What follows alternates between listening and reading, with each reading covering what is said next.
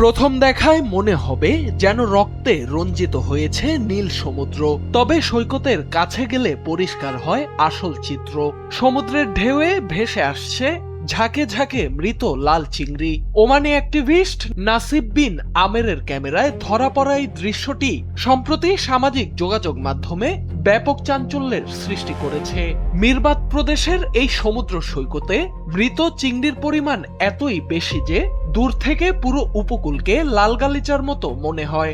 ভিডিওতে নাসিবকে নজিরবিহীন এই দৃশ্যের বর্ণনা করতে শোনা যায়, যা দেখে অনেকেই সামুদ্রিক দূষণ বা বড় কোনো বিপর্যয়ের আশঙ্কা করছিলেন। তবে ওমান সরকার একে স্রেফ একটি প্রাকৃতিক ঘটনা হিসেবে বর্ণনা করেছে।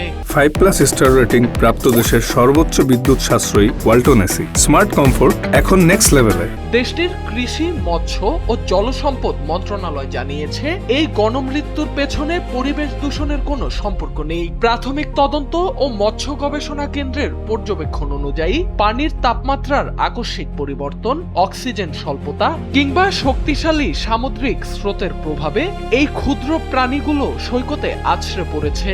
সংবেদনশীল এই প্রজাতিগুলো সামুদ্রিক পরিবেশের সামান্য পরিবর্তনেই টিকে থাকতে পারে না বলে স্পষ্ট করেছে কর্তৃপক্ষ।